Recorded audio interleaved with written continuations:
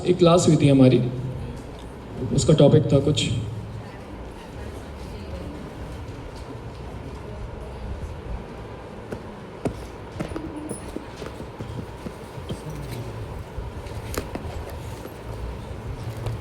भूल गए sir. 84 lakh union के ऊपर था कि कौन कौन आया था पिछली वाली क्लास में, इसीलिए याद नहीं है। आप भी थी माता जी ना, आप तो थी लास्ट क्लास में। एक बार अच्छे से हाथ उठाइए, एक बार देख पाऊँ कौन कौन आया था। काफ़ी लोग आए थे, 60% तो आए थे। देखा जाए तो पिछली वाली जो क्लास हुई थी ऐसा लग रहा था हम साइंस पढ़ रहे हैं, है ना। चार्ल्स डार्विन का नाम सुना है किसी ने? है ना? तो चार्ल्स डार्विन ने बोला कि हम कहाँ से आए? सबने सुना है ना कि हम बंदरों से आए, फिर धीरे धीरे इवॉल्व हुआ तो हम फिर मनुष्य बन गए, जो कि क्या है, खाली थ्योरी है। थ्योरी का मतलब है कि उसके पास ऐसा कोई प्रूफ नहीं है, लेकिन थ्योरी है ना। कोई टीचर पढ़ा रहा था एक बच्चे को कि मैं भगवान में नहीं मानता क्योंकि मैंने भगवान को देखा नहीं है, लेकिन चार्ल्स डार्विन थ्योरी बता रहा था कि चार्ल्स डार्विन ने बताया है कि कैसे हम इवॉल्व हुए हैं, मतलब धीरे धीरे पशु से क्या बन गए, हम इंसान बन गए। तो बच्चा बोलता है कि इवॉल्व होते हुए तो मैंने देखा नहीं, तो मैं कैसे मान लूँ? तो क्या होता है, ये थ्योरी होती है, किसी ने कुछ बताया हमने मान लिया। वैसे साइंटिस्ट थे, लेकिन बहुत सारे साइंटिस्ट ऐसे थे जो चार्ल्स डार्विन की बात में नहीं मानते थे। अब हमारा इससे क्या मतलब है? बहुत इंपॉर्टेंट चीज़ है कि जब भी सृष्टि होती है तो हर जो 84 लाख प्रकार की यूनियाँ हैं वो एक साथ बनती हैं, ना कि धीरे धीरे बनती हैं कि पहले ये आया, फिर ये आया, फिर ये आया, फिर ये आया। ये सब पूरा गलत धारणा है। किस पे बेस्ड है ये? 3 प्रकार के प्रमाण होते हैं, सब बताएंगे नहीं, खाली हाथ उठाएंगे। जो भी हम पढ़ते हैं वो किसी पे बेस्ड होता है, मतलब उसके पीछे कुछ लॉजिक होता है। जब लॉजिक होता है तभी लोग समझते हैं, वरना फिर क्या समझते हैं? अंधविश्वास समझते हैं। और भक्ति करना अंधविश्वास नहीं है, भक्ति करना अंधविश्वास नहीं है। जो पढ़ाई कर रहे हैं उनको पता है ना, जब किसी को समझाना होता है हम क्यों कर रहे हैं तो हम समझा नहीं पाते, क्योंकि इतना सारा पढ़ लिया एक साल में, अब उस व्यक्ति को एक बार में कैसे बताएं, है ना। तो कैसे कनेक्टेड है, क्या क्वेश्चन था इसके पहले? हाँ, प्रमाण। एक है साइंटिस्ट, उसने क्या किया, कुछ अनुमान लगाया कि ये चीज़ ठीक हो सकती है, तो उसने क्या किया, उसकी थ्योरी बना दी और हमें बता दिया। लेकिन शास्त्रों में हम क्या मानते हैं, या प्रमाण कितने प्रकार के होते हैं? किसी को कुछ याद हो तो बता सकते हैं। जब मैं बोलूंगा तो आपको याद आ जाएगा। 3 प्रकार के होते हैं, इतना तो याद आ गया धीरे धीरे। और प्रणाम, हाँ ठीक है। एक होता है प्रत्यक्ष प्रमाण। प्रत्यक्ष मतलब कि जो मुझे दिख रहा है मैं खाली उतने पे ही विश्वास करूंगा, उसके अलावा मैं विश्वास नहीं करूंगा। तो हमें बुद्धि भी नहीं दिखती, तो इसका मतलब किसी के पास बुद्धि नहीं है ना। एक एग्जाम्पल था कि एक मनोरोगी, एक होता है साइकियाट्रिस्ट होता है। कुछ एग्जाम्पल इसलिए दे रहा हूँ, जिसने क्लास नहीं करी है तो उसको एग्जाम्पल देख करके समझ में आ जाएगा। तो एक होता है साइकियाट्रिस्ट और एक क्या होता है, न्यूरोलॉजिस्ट होता है ना। क्या डिफरेंस होता है दोनों में? हाथ उठा करके बताएंगे। जी माता जी, आप बताइए। ब्रेन का होता है, सही है, सब सहमत है ना। साइकियाट्रिस्ट और एक होता है मनोवैज्ञानिक और एक होता है जो न्यूरो होता है, जो ब्रेन का करता है। ब्रेन तो दिखाई देता है, लेकिन मनोवैज्ञानिक क्या हुआ? मन कहाँ है? जो डॉक्टर है उससे पूछिए मन कहाँ पे है। नहीं, बट क्या वो मन दिखा सकता है डॉक्टर? हाँ, विचार भी नहीं दिखा सकता। तो मतलब कहने का मतलब ये है, बहुत सारी ऐसी चीज़ें हैं जो हमें दिखती नहीं है पर होती हैं। बहुत सारे ऐसे साउंड है जो हमें दिखते नहीं है, सुना ही नहीं देते, लेकिन होते हैं। तो हर चीज़ ज़रूरी नहीं है कि आपको दिखाई दे, और अगर देखना भी है तो एक प्रोसेस फॉलो करना पड़ता है। जब उस प्रोसेस को फॉलो करेंगे तो वो हमें दिखाई देगा। जैसे दूध के अंदर घी होता है, किसी को दिखता है क्या? कैसे दिखता है? जब उसको उबालते हैं ना, जो भी करते हैं, प्रोसेस फॉलो करते हैं, तब जाके उससे घी निकलता है, तो हमें घी दिखाई देता है। एक जो बीज होता है उसके अंदर तेल होता है, तो तेल भी निकालने के लिए उसको एक प्रोसेस से जाना पड़ता है। इसी प्रकार से बहुत सारी सूक्ष्म चीज़ें हैं, जैसे आत्मा है, परमात्मा है, ये सब क्या है, बहुत सूक्ष्म है, जो हमें ऐसे देख नहीं सकते उनको हम, क्योंकि क्या है, हमारी दृष्टि कैसी है, भौतिक है, तो हमें वो दिखाई नहीं देता। तो लास्ट क्लास का क्या था प्रमाण, कि जो 84 लाख योनियां हैं वो एक साथ भगवान ने बनाई थी, ना कि अलग अलग बनाई थी। तो 3 प्रकार के प्रमाण होते हैं, एक होता है प्रत्यक्ष प्रमाण, एक होता है अनुमान प्रमाण कि अनुमान लगाना कि ऐसे हुआ होगा, और एक होता है शब्द प्रमाण। तो जो शास्त्रों में जो बातें लिखी होती हैं वो शब्द प्रमाण होता है। कोई भी आपके मन में क्वेश्चन हो किसी चीज़ को भी लेकर के, हर चीज़ शास्त्र में ऑलरेडी दिया गया है कि हमें क्या करना है उसके लिए, हर चीज़ के बारे में। इसका एग्जाम्पल था कि जब लोगों को ये नहीं पता था कि पृथ्वी गोल है, जब किसी को पता नहीं था कि पृथ्वी गोल है, तो हम लोग क्या बोलते थे उसको, भूमंडल, है ना, भूमंडल बोल, मंडल मतलब क्या होता है, स्फेरिकल इन शेप, राउंड, उसको बोलते हैं भूमंडल। तो मंडल कहाँ से आ गया, किसको पता है, तो शास्त्रों में लिखा हुआ था भूमंडल है, पृथ्वी क्या है, गोल है। अब किसी ने बाद में डिस्कवर किया और क्या बोला कि इस व्यक्ति ने डिस्कवर किया कि पृथ्वी क्या है, गोल, और किसी और ने ले लिया क्रेडिट, और जबकि ऑलरेडी क्या है, हमारे शास्त्रों में दिया हुआ है। तो जो शास्त्र की जो वाणी होती है वो कैसी होती है, शब्द प्रमाण होती है। तो हमें जो बात माननी होती है कि हमें क्या करना है क्या नहीं करना, वो कैसे समझेंगे, शब्द प्रमाण से हम समझेंगे कि हमें अपनी लाइफ में क्या करना है क्या नहीं करना। और लाइफ में जो प्रॉब्लम आती है वो क्यों आती है, क्योंकि हम शास्त्र के विरुद्ध काम कर रहे होते हैं। जैसे हम करना तो अच्छा चाह रहे हैं, ऐसा नहीं है कि सब बेकार जीवन चाह रहे हैं, सब चाहते हैं कि सब अच्छे से रहें, खुश रहें, लेकिन क्यों नहीं रह पा रहे, क्योंकि जब धर्म के विरुद्ध काम करेंगे तो हमें क्या मिलेगी, प्रॉब्लम्स मिलेंगी। तो ये समझने के लिए ही हम क्लास में आते हैं, और कोई ऑब्जेक्टिव नहीं है, ये समझने के लिए कि हम क्या करें, फिर ऐसा शास्त्रों में क्या लिखा हुआ, मुझे क्या करना चाहिए, उसके लिए फिर हम क्लास में आते हैं। तो ये हमारा पिछली बार का टॉपिक था, उसके पहले भी कुछ टॉपिक हुआ था, अब वो आप पढ़ सकते हैं, कुछ डाउट हो तो पूछ लीजिएगा। मेरे पास, सबके पास नोट्स हैं क्या, सबके पास तो नहीं होंगे, किस किस के पास नोट्स हैं ये वाले, प्रभु जी आपके पास, संजीव प्रभु जी के पास आपके हैं, अच्छा आप पे हैं, और किसी पे है नोट्स, आप ही नहीं है, रवि प्रभु जी, सचिन प्रभु जी आप नहीं है, नोट्स नहीं है, माता जी के पास है, अच्छा एक, ठीक है। तो आज की क्लास शुरू करते हैं। पहले मैं सोच रहा था कि कुछ, मैंने एक माइक भी लगाया था, एक तो रीडिंग के लिए लगाया ताकि जब कोई रीड करते हैं तो आवाज़ सबको आएगी, क्लियर रहेगी, और दूसरा एक क्वेश्चन था कि आप लोग सब लोग जैसे मंदिर आते हैं, है ना, या आपने सबने क्लासेस ज्वाइन करी, तो क्लास ज्वाइन करने के बाद या मंदिर में आने के बाद या थोड़ा बहुत जो भी आपने ज्ञान लिया, तो उससे आपके जीवन में क्या परिवर्तन आया। सबसे पहला क्वेश्चन ये है कि क्या परिवर्तन आया। दूसरा क्वेश्चन ये है कि आप मंदिर क्यों आते हैं, है ना। तो जिसको बोलना है वो माइक लेकर के बोल सकते हैं। मैं तो चाहता हूँ सब लोग ही बोलें, है ना, थोड़ा थोड़ा, 1 मिनट बोलना है, वरना फिर हमारी क्लास खत्म हो जाएगी। 1 मिनट बोलना है। और वैसे पहले मैं एक बार पहले भी कर चुका हूँ, तो बहुत अच्छी स्टोरी सुनने को मिलती है हमें, लोग कनेक्ट कैसे हुए, है ना, कैसे भगवान ऐसा कुछ करते हैं कि हम भगवान से कनेक्ट हो जाते हैं, सबकी ऐसी स्टोरी है ना।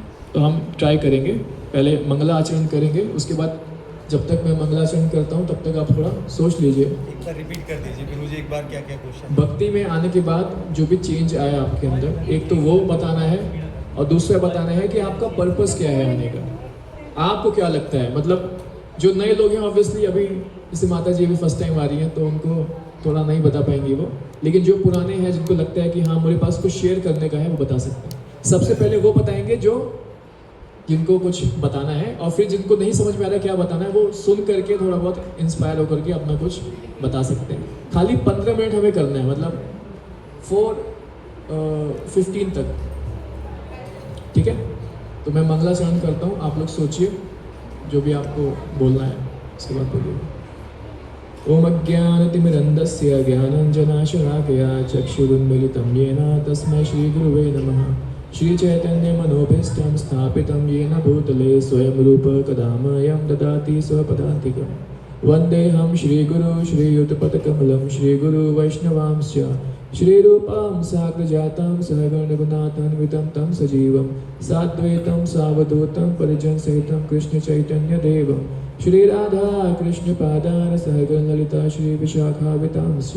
हे कृष्ण करुणा सिंधु दीनबंधु जगतपते गोपेश गोपिका कांत राधा कांत नमस्तुते। तप्त कांचन गौरांगी श्री राधे वृंदावनेश्वरी वृषभानुसुते देवी प्रणमामि हरिप्रिये। वाञ्छाकल्पतरुभ्यश्च कृपा सिन्धुभ्यैव च पतितानां पावनेभ्यो वैष्णवेभ्यो नमो नमः। जय श्री कृष्ण चैतन्य प्रभु नित्यानंद श्री अद्वैत गदाधर श्रीवासादि गौर भक्तवृंद। हरे कृष्णा कृष्णा कृष्णा हरे हरे हरे राम राम राम हरे हरे। नमो विष्णुपादाय कृष्णपृष्ठाय भूतले श्रीमते भक्तिवेदांत स्वामीति नामिने। नमस्ते सरस्वते देवे गौरवाणी प्रचारिणे निर्विशेष शून्यवादी पाश्चात्य देशतारिणे। हमेशा मैं बोलता हूँ तो मैंने सोचा इस बार मौका देंगे थोड़ा थोड़ा, ज़्यादा नहीं बोलना, 1 मिनट या मैक्सिमम 2 मिनट बोलना है, ठीक है? तो पहले लेडीज फर्स्ट। माता जी से कोई? माता जी की तरफ से नहीं, जो भी हाथ उठाएंगे। पहले कौन बोलना चाहता है? अभी ऐसे मत दीजिए माइक। हरे कृष्ण प्रभु जी, हरे कृष्ण। पहले हाथ उठाने दीजिए। अच्छा, हाँ, पहले हैंड रेज कर लीजिए जिनको बोलना है। संजीव प्रभु जी। एक्चुअली संजीव प्रभु जी की स्टोरी है भी इंस्पायरिंग है, लेकिन अगर संजीव प्रभु जी ने आपको पूरी स्टोरी सुना दी ना तो आज की क्लास खत्म हो जाएगी। हरे कृष्णा प्रभु जी। हरे कृष्ण प्रभु जी। प्रभु जी, भक्ति में आने से आपको क्या मिला? इस हाँ, आपको पर्सनल क्या चेंज हुआ? भक्ति में आने से प्रभु जी, एक तो दिनचर्या हमारी बहुत अच्छी हो जाती है, और भक्ति में आने से मुझे तो ये लगा कि एक मन की शांति मिलती है, और दिनचर्या जो भी हमारी दिनचर्या है उसमें उन्नति होती है प्रभु जी। हाँ। यही कहना चाहूँगा शॉर्ट रूप में। दिनचर्या, डिसिप्लिन, बहुत अच्छा पॉइंट बोला। डिसिप्लिन बहुत प्रैक्टिकल पॉइंट है, क्योंकि ऐसा हुआ भी है ना। और इसके बारे में मैं एक श्लोक बताऊंगा जो प्रभु जी ने बताया, याद दिलवाइएगा। और कोई? अतुल प्रभु जी। देखिए प्रभु जी आगे निकल रहे हैं, माता जी 0 मार्क्स। हरे कृष्णा प्रभु जी। हरे कृष्ण। हरे कृष्णा माता जी।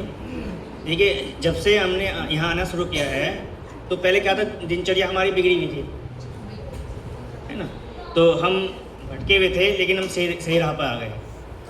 एक गोल मिल गया। एक गोल मिल गया हमें, और हमें ये सोचने समझने की शक्ति मिल गई कि हमें क्या करना चाहिए। हमें ये नहीं पता था कि हमें किस रास्ते चलना है, किसने चलना है। हमें एक रास्ता मिल गया है जिस पर हमें चलना है। हाँ, जैसे कई लोग बोलते हैं कि क्या सोचा है, क्या करना है, अब क्या प्लान है, 5 ईयर प्लान क्या है, तो मुझे पता है 5 ईयर प्लान क्या है। दूसरा, हमें अपनी आत्मा का ज्ञान इतना नहीं था कि हमें अपने आत्मा को कैसे शुद्ध करना अपनी। अब तक भोजन हम शरीर के लिए खा रहे थे, लेकिन जो हम कृष्ण भावनामृत में जुड़े हैं तो हम अब आत्मा को भी भोजन देने लगे हैं, बहुत सही बात। और आत्मा हमारी शुद्ध होने लगी।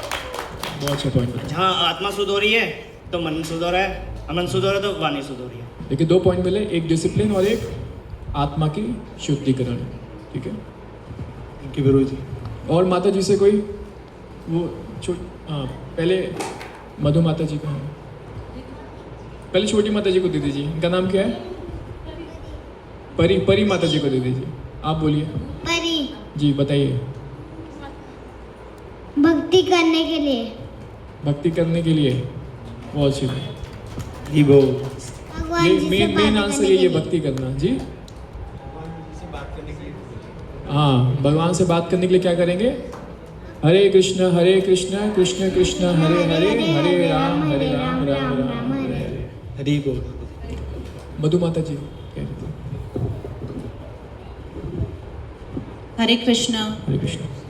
वैसे तो मतलब बहुत सारी चीज़ें हैं जो मैं यहाँ पे डिफाइन नहीं कर सकती हूँ, बट फिर भी एक चीज़ है कि महामंत्र जब से जप करना शुरू करते हैं तो मुझे ये फील हुआ है कि मतलब सूक्ष्म रूप में और मतलब सांसारिक रूप में भी हमें ऐसी चीज़ें मिलती हैं, जैसे कि for example I will like to say कि एक तो मेन चीज़ है कि हम वैष्णवों के संगत में आके बहुत सारी चीज़ें हैं जैसे हम अपना शास्त्रों का नहीं पढ़ पाते हैं, है ना, और यहाँ आके हमें बहुत सारी चीज़ें जैसे प्रभु जी बताते हैं वो हमारी नॉलेज में आती हैं और हम उनको जीवन में उतारने की कोशिश करते हैं। और जिस तरह से यहाँ पे चल रहा होता है प्रभु, मतलब जो दिनचर्या प्रभु की चलती है यहाँ पे नित्य गौर की, उसको हम अपने जीवन में लाने की कोशिश करते हैं। मेन चीज़ ये है। बहुत अच्छा बताया माता जी ने। माता जी ने क्या बताया? संग। हम ये चीज़ें घर पे नहीं कर सकते ना, घर पे पढ़ना नहीं हो पाता, लेकिन संग में आते हैं तो एक इन्वायरमेंट ऐसा मिल गया जिसमें आप ऑटोमेटिकली भक्त बन जाएंगे। मतलब कोई अभक्त भी हो ना तो 6 महीने रह ले तो ब्रह्मचारी बन जाएगा ऐसा, क्योंकि डिसिप्लिन ऐसा है, ऐसा रिसोर्सेज ऐसी चीज़ है ना, अपने आप बन जाएगा। तो ऐसे ही हमें करना, हम सबको ऐसे ही भक्त बनना है कि जो मिले, चाहे वो नास्तिक हो चाहे वो कुछ भी हो, वो सीधा उसके अंदर लगे कि हाँ मुझे ये काम करना है। और कोई? माता जी, शालिनी माता जी, शर्माइए मत, देखिए बोल सकते हैं। हरे हरे कृष्णा। हरे कृष्ण माता जी। ये एक कोइंसिडेंस है कि आज मैं ये सोच रही थी कि कभी मुझे बोलने का मौका मिले तो मैं कुछ बोलूं। मतलब मुझे सरप्राइज लगा जब प्रभु जी ने ये बोला कि कोई बोल सकता है। सबसे पहले तो मतलब मैं शब्दों में तो शायद इतना नहीं बता पाऊँगी कि मैं कैसा फील करती हूँ इस्कॉन ज्वाइन करने के बाद, क्योंकि मेरा एक ड्रीम था कि मैं भगवत गीता को सुनूं, उसको ठीक से समझूं, और वो मुझे यहाँ पे आने के बाद मुझे मौका मिला। और मतलब मेरी लाइफ में बहुत चेंजेस आ रहे हैं। और मुझे एक प्रभु जी ने भी जैसे बताया था कि आपको भगवान से कनेक्ट होने के बाद एक आनंद की अनुभूति जो होती है ना, वो मुझे थोड़ी थोड़ी फील होनी शुरू हो गई है कि आनंद क्या होता है। बहुत अच्छा बताया माता जी ने। माता जी की डिज़ायर, इच्छा थी ना कि मतलब मैं भगवत गीता सुनूं, तो भगवान ने पूरी कर दी। ठीक है, शर्मा प्रभु जी रह गए, उन्होंने हाथ उठाया था नहीं पहले, आप बीच में। प्रभु जी हरे कृष्णा। हरे कृष्ण प्रभु जी। देखिए, भक्ति में आने के बाद एक तो मुझे सही दिशा मिली है, मैं बताऊँ आपको। और समय का मतलब जो जितना सदुपयोग मैं पहले नहीं कर पाता था, समय तो जब भी उतना था अब भी उतना ही होता है, 24 घंटे होते हैं आदमी के पास। लेकिन इस मंदिर से जुड़ने के बाद समय का सदुपयोग सीख गया मैं, कि समय का सदुपयोग किस तरह से करना चाहिए। और आत्मिक आनंद का तो अनुभव जो होता है उसका तो मतलब शब्दों में बयान कर ही नहीं सकता आदमी, मैं क्या कोई भी नहीं कर सकता। जो आत्मिक अंदर से सुकून या आत्मिक संतुष्टि मिलती है, आनंद मिलता है, उसका मतलब उसको आप परिभाषित नहीं कर सकते, वो आप महसूस कर सकते हैं केवल। हरे कृष्ण। हरे कृष्ण। बहुत अच्छा बताया प्रभु जी ने। हरे माता जी कोई रह रहे हैं लास्ट, देखिए टाइम होने वाला है, बस 5 मिनट और है। कोई माता जी बोलना चाहेंगे?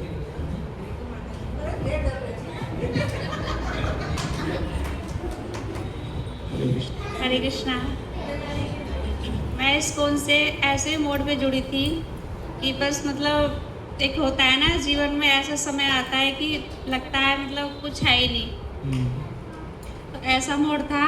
और प्रभु जी इतना परिवर्तन आया कि मतलब एक तो जो आत्मसम्मान होता है ना, हम हर बात में सोचते हैं कि हमें मतलब सम्मान हर जगह से मिलना चाहिए, प्रभु जी वो मतलब कम हो गया है।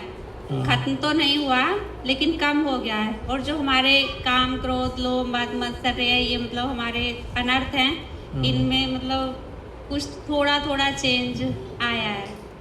और जो मतलब पर्पस है मतलब छुप गए जीवन का, अनर्थ छुप मतलब जाते हैं। हाँ, तो यहाँ पे आके मतलब मंदिर क्यों आते हैं कि यहाँ पे वैष्णव संघ मिलता है, और हम भक्ति संघ में रह के ही कर सकते हैं, वैष्णव सेवा मिलती है।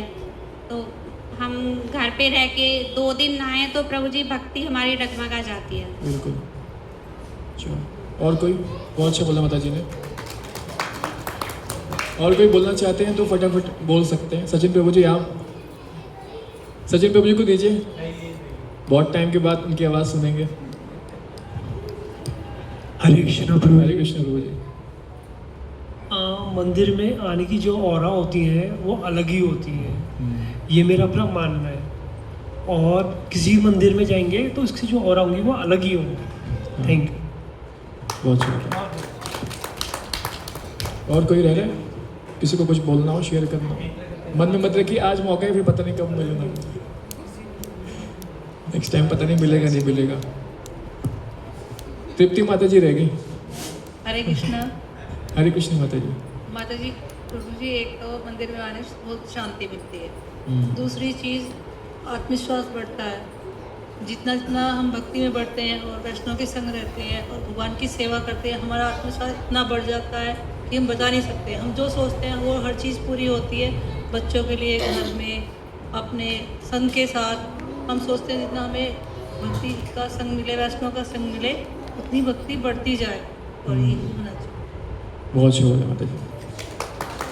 तृप्ति माता जी बोलेंगे। सब लोग ध्यान से सुनिए, है ना, फिर ये क्लास में पॉइंट उठेगा फिर। हरे कृष्णा। हरे कृष्ण। प्रभु जी, पहले तो हमारा ये शेड्यूल था डेली घर पे कि खाना पीना और सोना, और जब से यहाँ पे जुड़े हैं तो एक डेली एक पॉजिटिव एनवायरनमेंट बन गया है। भक्तों के संग से जब से जुड़े हैं और बच्चे भी जब से जुड़े हैं तो घर पे बहुत सुख शांति है। पहले मतलब ये था कि हमें थोड़ा सा काम करने के बाद चिड़चिड़ापन रहता था घर पे, तो बच्चों पे गुस्सा निकल जाता था, फैमिली पे निकल जाता था। लेकिन अब गुस्सा भी खत्म हो गया, ऑलमोस्ट। पूरा तो नहीं खत्म हुआ है, बट गुस्सा लेकिन खत्म कम हो हो गया। गया ये समझ में आता है कि हाँ, भगवान के अंश हैं, हमें सेवा करनी है तो सेवा। छोड़ो। हाँ जी, तो वो छोड़ो पे मतलब चली जाती है, तो गुस्सा नहीं करते और बाकी सब चीज़ें। और बच्चों को भी बहुत अच्छा लगता है, बच्चे जब से यहाँ से जुड़े हैं। तो हरे कृष्ण प्रभु जी। और भक्तों, हाँ, भक्तों का संग ऐसे family। मिलता रहे और हम भक्ति मार्ग पे ऐसे ही आगे बढ़ते बहुत हैं। अच्छा बोला माता जी ने। और किसको? माता जी, आपका नाम मैं भूल गया। तो अंजलि माता जी पहली बार क्लास में आई हैं, तो इनका हम स्वागत करेंगे 3 बार हरि बोल के साथ। हरि बोल, हरि बोल, हरि बोल। आप लास्ट में बोलिएगा जो भी आपको ठीक लगे। नहीं, पहले आप बोलिए, वो फिर सम अप करेंगे सबका। हरे कृष्णा प्रभु जी, हरे धन्यवाद, कृष्ण। प्रणाम। हरे कृष्ण। प्रभु जी, जब से मैं जुड़ा हूँ स्कूल जुड़ने से काफ़ी दिन हो गए थे मुझे। रूट की रोड से जुड़ा था तो वहाँ पे आ जा नहीं सकता था, काफ़ी दूर पड़ता था। लेकिन जब से इस सेंटर से मैं जुड़ा हूँ तो मेरी भक्ति एक तरह से रिवाइव हो चुकी है। और मुझे जो जैसे आदमी की लाइफ में प्रॉब्लम पहले से रहती है, लेकिन भक्ति से जुड़ने के बाद क्या उनको देखने का नज़रिया बदल जाता है। तो मुझे पता चला हमारा स्वरूप क्या है। जीव रे स्वरूप है कृष्ण नित्यदास। तो उस स्वरूप को जानने के बाद जैसे हमारा स्वरूप ही सेवा करने का है, तो मैं यही चाहता हूँ कि मैं जितनी हो सके ज़्यादा से ज़्यादा भगवान की जिस रूप में सेवा करनी चाहता हूँ वो कर पाऊँ।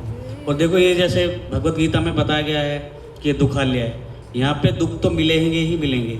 ये गारंटी नहीं है कि हम मंदिर में आ रहे हैं या भक्ति में आ रहे हैं तो हमारे जीवन से कष्ट या दुख चले जाएंगे।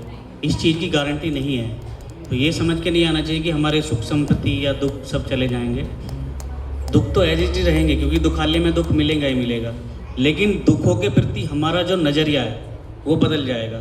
हमारे जीवन में कोई भी कष्ट आएगा तो हमें, अगर हम भक्ति से जुड़े हुए हैं, हमें थोड़ा ज्ञान है आपके वैष्णवों के माध्यम से, प्रभुपाद के माध्यम से, तो हम ये सोचेंगे कि हमारे ही ये पुराने कर्म हैं जो मुझे मिल रहे हैं। तो कृष्ण ने इनको बहुत छोटा करके मुझे दिया है।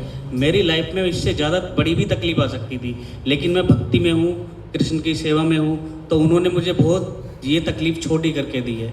जब हम ये नज़रिया रखेंगे और सेवा भाव रखेंगे, सेवा के माध्यम से आएंगे, शास्त्र पढ़ेंगे, तो हमें बहुत लाभ होगा। बहुत तो शुक्रिया। एक तरह से मुझे पूरा लाइफ ही रिवाइव हो चुकी है। धन्यवाद। शिवम प्रभु जी, बोलना चाहेंगे आप कुछ? शिवम प्रभु जी हाथ जोड़ लिए। अच्छा, और कोई? जी माता जी, फटाफट बोलना है। हरे कृष्णा प्रभु जी। वैसे तो सारे पॉइंट्स कवर हो गए, बस एक बता रही हूँ। एक तो मतलब ये है कि डिसीजंस में हेल्प मिलती है, मतलब प्रॉब्लम्स को देखने का वो बदल गया है। और दूसरा ये है कि अगर हमारे जेन्युइन डिज़ायर्स होते हैं भगवान को लेकर, तो भगवान भी रिस्पॉन्ड करते हैं हमारी डिज़ायर्स के लिए। बहुत अच्छा बोला माता जी। बस अंजलि माता जी, आप एक बार कुछ बोलना चाहें तो रीज़न बता दीजिए, मतलब आने का एक मोटिवेशन, रीज़न। एक शब्द ही बोल सकती हैं कि बस अच्छा लगा, ऐसे ही बोल सकती हैं। अच्छा,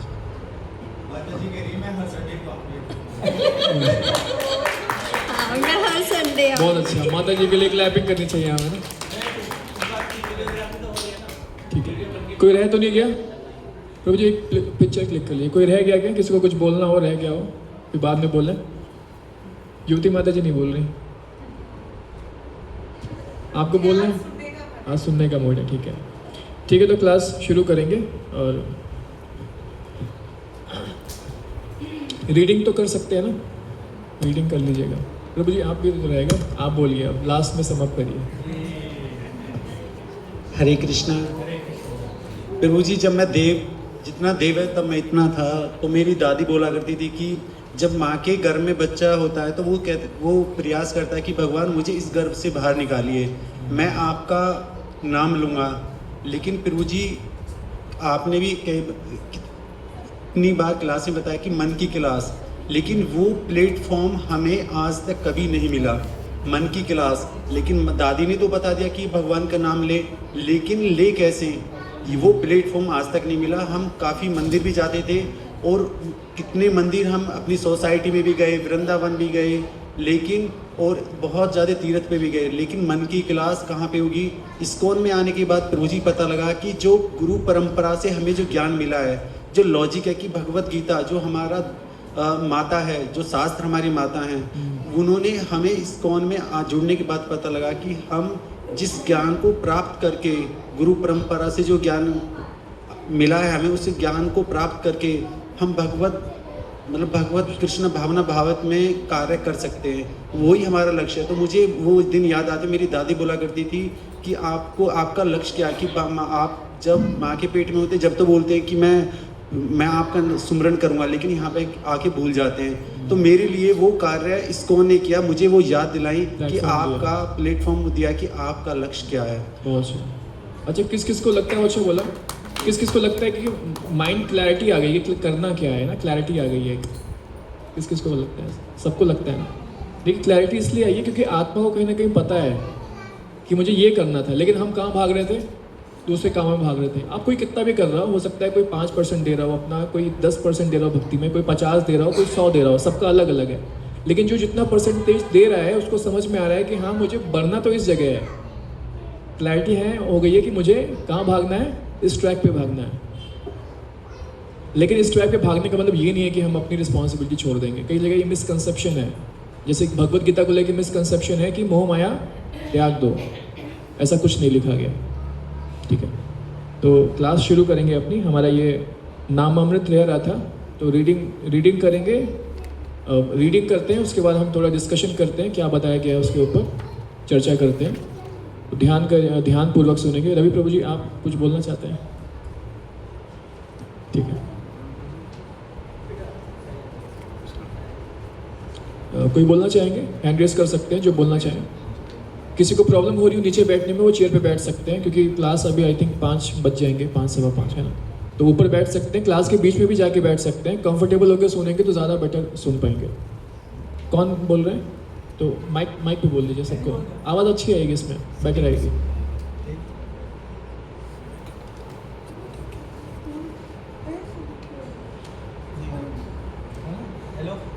ऑन कर लीजिए बस पे। हरे कृष्णा। योग विद्या की पूर्णता सिर्फ मंत्र योग हरे कृष्ण महामंत्र के जाप से अनुभव की जा सकती है। प्रामाणिक स्रोत से हमें यह पता चलता है आज के युग के लिए हरे कृष्ण कृष्ण कृष्ण हरे हरे, हरे राम राम राम हरे हरे ही पूर्ण योग है। आज के युग में हम मुश्किल से 50-60 वर्ष जीवित रह पाते हैं। मनुष्य अधिक से अधिक 80 से 100 वर्ष जीवित रह पाता है। इस छोटे से समय में हमें हमेशा चिंता, तकलीफ जैसे कि महामारी, युद्ध, सूखा आदि का डर लगा रहता है। हम उतने बुद्धिमान भी नहीं हैं और उसके साथ हम दुर्भाग्यशाली भी हैं। यह कलयुग एक पतन के युग में रहने वाले लोगों के लक्षण हैं। बस यहीं तक, ठीक है। तो क्या बताया जा रहा है? इसके ऊपर एक श्लोक भी था, किसी को याद है क्या? हमारी उम्र कम है, हमारी एज कम है और हम भय में रहते हैं। किसी को कुछ याद है श्लोक? नहीं याद है, श्लोक तो नहीं याद होगा, बट ऐसा बताया गया था। तो श्लोक आता है भागवतम में कि प्रायण अल्प आयुषु, प्रायण अल्प आयुषु। अल्प आयुषु मतलब कि हमारी जो आयु है वो क्या है? छोटी है।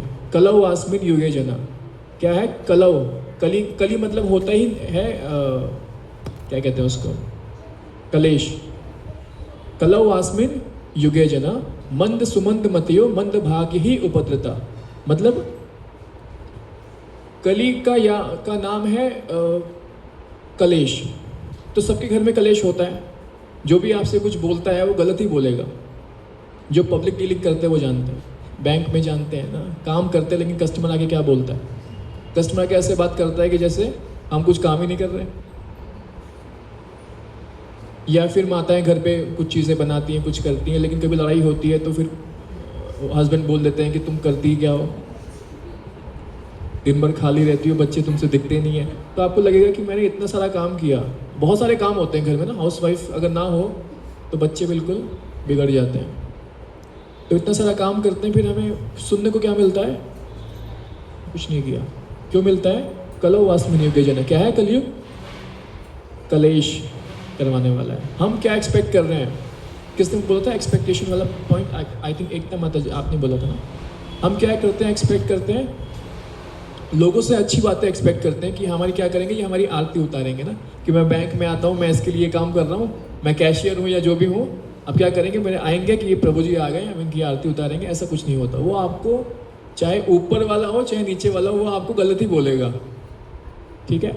दूसरा, आपने 99% अच्छा काम किया, हमेशा रिलेटिव के लिए खड़े रहे, लेकिन 1% नहीं कर पाए, तो वो रिलेटिव बात करना छोड़ देता है। क्यों? क्योंकि आप वो 1% नहीं कर पाए। लेकिन जो बाकी 99% आपने दिया उसका कोई वैल्यू नहीं है। तो हम अभी आगे पढ़ेंगे। वैष्णव सदाचार करके एक बुक है, वो भी हम कंटिन्यू करेंगे। वैसे तो मैं आज भी करता, लेकिन आज टाइम हो जाएगा तो उसको नेक्स्ट टाइम करेंगे। वैष्णव सदाचार में लिखाया गया है, जो वैष्णव होता है वो हमेशा पॉजिटिव चीज़ें देखता है। और शुरुआत कहाँ से होती है? मंदिर में। मंदिर में जो भक्त होते हैं ना, उनकी वो पॉजिटिव चीज़ें लेना शुरू करता है कि इनके अंदर ये अच्छा है ना, ये पूजा अच्छे से करते हैं ना भगवान की, या फिर ये बोलते अच्छे हैं, या फिर ये कीर्तन अच्छा करते हैं ना। अच्छी चीज़ें हम पिक करना शुरू करते हैं, उनको क्या करते हैं? ग्लोरीफाई करते हैं। हमारे यहाँ पे व्यास पूजा होती है, जो महाराज जी होते हैं, प्रभुपाद जी हैं या जो भी, जिनका जब जन्म दिवस आता है तो उनकी व्यास पूजा होती है, तो हम उनको ग्लोरीफाई करते हैं, उनकी जो भी अच्छी क्वालिटी है वो बताते हैं। उससे क्या होता है कि उनके अंदर जो अच्छी क्वालिटी है वो हमारे अंदर भी आ जाती है। तो ये वैष्णव सदाचार, वैष्णव एटिकेट है ये, कि जहाँ हमें क्या देखना है? पॉजिटिव देखना है, नेगेटिव नहीं देखना। अब बाहर अगर आपसे कोई नेगेटिव देख रहा है या गलत बोल रहा है तो क्या करें? कौन बताएगा? सब कुछ करने के बाद भी आपको गलत बोला जा रहा है या गलत बोल दिया, ऐसा ही होता है हमेशा ना, हर दिन होता है तो। लेकिन हमें तब भी समझ में नहीं आता क्या? कलौ वास्मिनी युगे जन। कलौ का कली है, ये कलयुग है। कौन बताएगा क्या करना चाहिए? आपको तो पता है। अतुल प्रभु जी आप बताइए क्या करना चाहिए?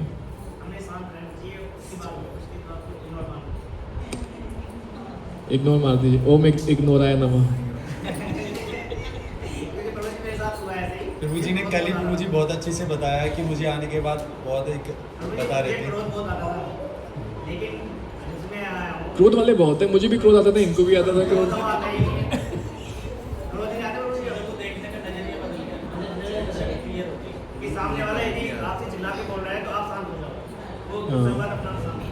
सबसे पहली बात है, जो आपसे चिल्ला के बात कर रहा है, इसका मतलब वो परेशान है। जी माता जी आप कैसे दया करेंगे?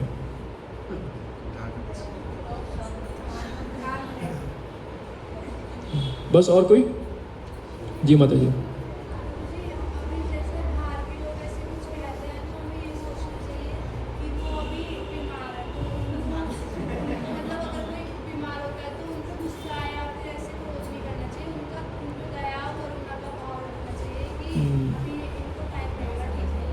हाँ, तो उनको थोड़ा सा दया होनी चाहिए। ये वैष्णव एटिकेट है। प्रभु जी आप बताइए।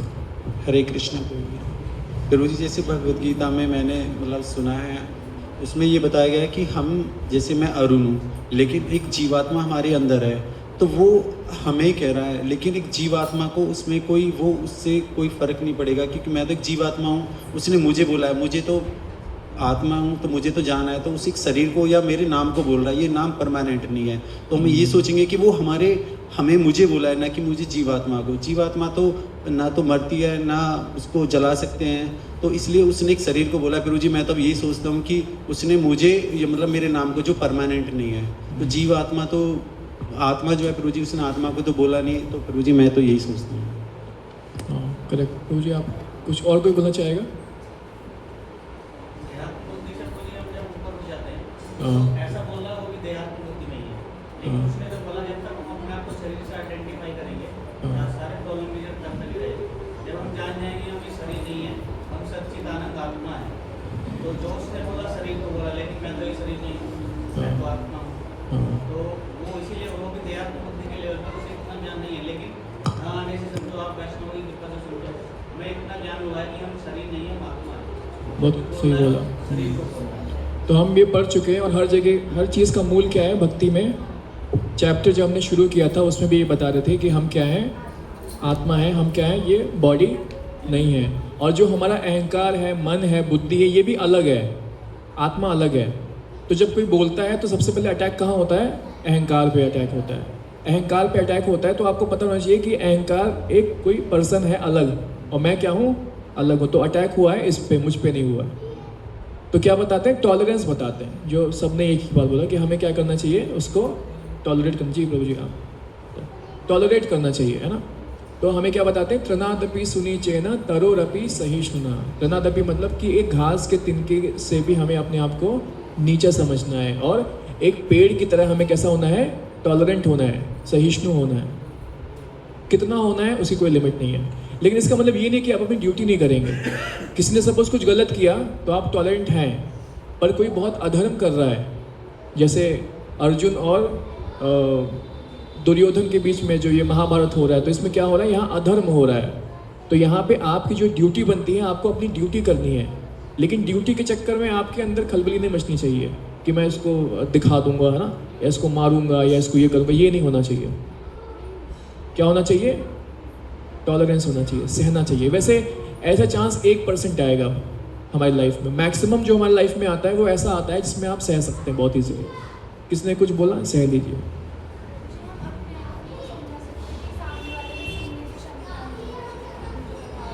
हाँ वो भी कर सकते हैं, लेकिन हाँ ये जो मैं बता रहा हूँ ये मैंने सुना है महाराज जी से। तो महाराज जी से किसी ने पूछा कितना सहें, तो उन्होंने बोला कोई लिमिट नहीं है। अगर आपको भक्ति चाहिए तो, अगर आपको भक्ति का सेटिस्फैक्शन चाहिए, अगर आपको भक्ति का आनंद चाहिए, तो आपको सहना आना चाहिए। इस्कॉन में भी जो सहेगा वो रहेगा, जो नहीं सहता है वो चला जाता है। क्योंकि जब बहुत सारे लोग सेवा करेंगे, अभी कम लोग हैं, सब प्यार से सेवा कर रहे हैं, प्रेम से कर रहे हैं। ज़्यादा लोग आ जाएंगे तो क्या हो जाएगा, फिर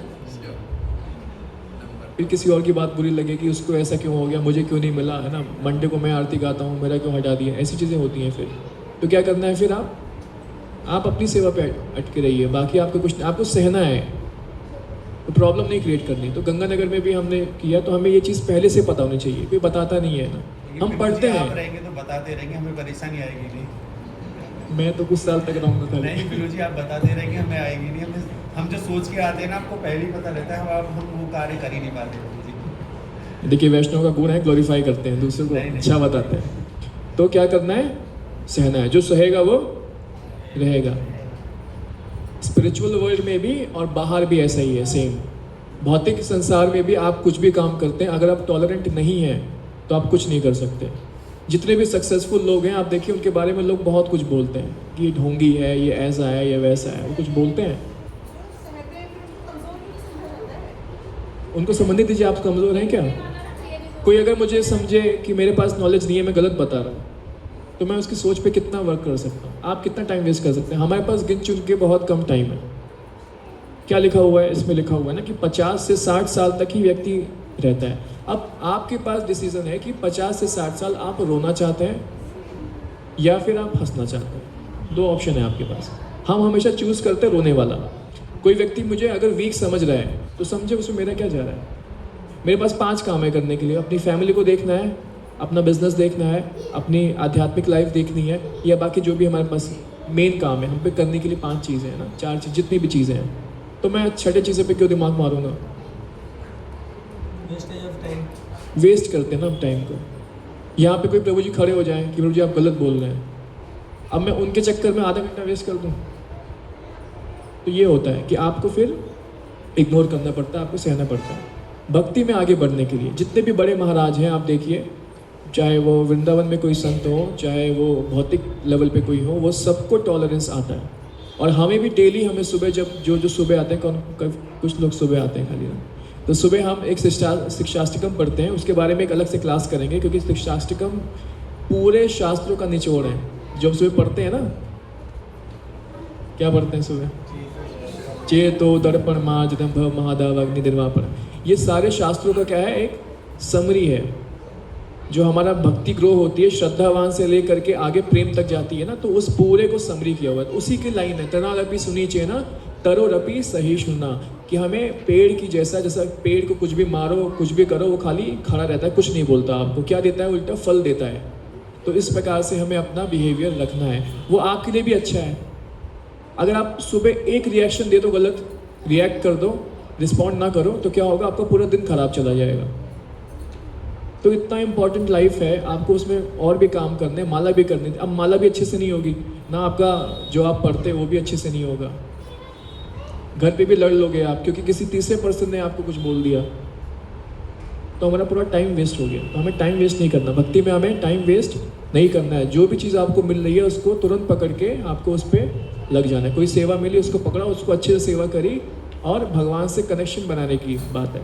और भगवान से खाली कनेक्शन नहीं बनाना है, भगवान से कनेक्शन बनता है, शुरुआत में बनता है भक्तों से, भक्तों के थ्रू भगवान से बनता है।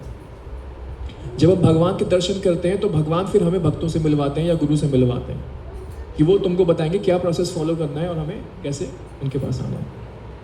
ठीक है, तो सोल्यूशन क्या है? टॉलरेंस। वहाँ भी बता रहे हैं, और भगवत गीता में भगवान बताते हैं, मात स्पर्श तु कौन्तेय शीतोष्ण सुख दुखदा आगम पाइनो अनित्यास ताम तितिक्षस्व भारता, कि मात स्पर्श मतलब ये जो भौतिक, ये जो दुख है ना, ये सब शीतोष्ण सुख दुखदा, मतलब जैसे सर्दी गर्मी आती है ना, ऐसे सुख दुख आते जाते रहते हैं। तो क्या करना है? ताम तितिक्षस्व भारता, तितिक्षस्व मतलब कि झेल लो। भगवान खुद बता रहे हैं क्या करो? झेल लो। तो जब भगवान भी बता रहे हैं, भगवान श्री कृष्ण और भगवान चैतन्य महाप्रभु एक ही बात बता रहे हैं, तो हमें क्या करना चाहिए? उनकी बात मानना चाहिए। और आचार्य भी बता रहे हैं, गुरु महाराज जी बता रहे हैं कि टॉलरेंस रखो, तो हमें वैसा होना चाहिए। नेक्स्ट कोई रीड करना चाहेगा? आप करें। हरे कृष्ण। अगर ठीक तरह से देखा जाए तो हम कृष्ण के बताए ध्यान योग प्रणाली में पूरी तरह उपलब्धि कभी भी नहीं पा सकते। ज़्यादा से ज़्यादा हम इस प्रणाली को अपूर्ण रूप से अपनाकर निजी धारणाओं को संतुष्ट कर सकते हैं। इसलिए जिम्नास्टिक गहरी सांसों की प्रक्रिया की प्रणाली के लिए पैसे देकर कक्षाओं में भाग ले रहे हैं और खुश हैं कि वो अपने जीवन काल के कुछ वर्ष बढ़ा रहे हैं या अच्छी तरह से शारीरिक तुष्टि कर सकते हैं। लेकिन हमें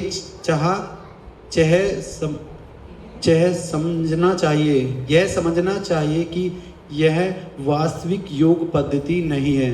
आज के युग में ध्यान योग ठीक तरह से नहीं किया जा सकता।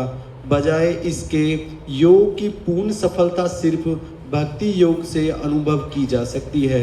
कृष्ण भावना अमृत की उत्कृष्ट प्रक्रिया विशेष रूप से मंत्र योग हरे कृष्ण महामंत्र के द्वारा कृष्ण की महिमा का वर्णन करें। यह उत्कृष्ट प्रक्रिया वेदों में दर्शाई गई है और महान और प्रामाणिक व्यक्ति चैतन्य महाप्रभु द्वारा प्रस्तुत की गई है। जी, तो शास्त्रों में ही बताया गया है, और सबको याद होगा कि जब सतयुग था तो लोग क्या करते थे सतयुग में? कौन बताएगा? हाथ उठा सकते हैं, हैंड रेस करके। माता जी आप बताइए। ध्यान करते थे ना। और त्रेता में क्या करते थे? यज्ञ करते थे। और द्वापर में विग्रह पूजा। सबको ये याद आ रहा है कि सतयुग में क्या करते थे? ध्यान करते। किस लिए करते थे? जो हम लाइफ में जो सेटिस्फैक्शन ढूंढ रहे हैं, हम जो आनंद ढूंढ रहे हैं, वो हमें कभी भी मटेरियल से नहीं मिलेगा, भौतिक चीज़ों से नहीं मिलने वाला। ये आज नोट करके आपको जाना है कि मटेरियल सेटिस्फैक्शन, मटेरियल कन्वीनियंस के लिए अच्छा हो सकता है। मैं कार मुझे कन्वीनियंस दे सकती है, बट कार मुझे कभी भी आनंद या सेटिस्फैक्शन नहीं दे सकती। एक जॉब मुझे क्या दे सकता है? कन्वीनियंस दे सकता है, लेकिन वो मुझे कभी भी सेटिस्फैक्शन और आनंद, हैप्पीनेस नहीं दे सकता। ये सबका अपना अपना एक्सपीरियंस है। सब लोग एक्सपीरियंस लोग बैठे हैं, कोई भी यहाँ पे ऐसे व्यक्ति नहीं बैठा जो एक्सपीरियंस जिसको ना हो, चाहे आप पे कितना भी पैसा हो। है ना। तो ये हमें मिलता था सतयुग में, ध्यान से मिलता था, त्रेता में मिलता था, हम यज्ञ करते थे, बड़े बड़े यज्ञ करते थे।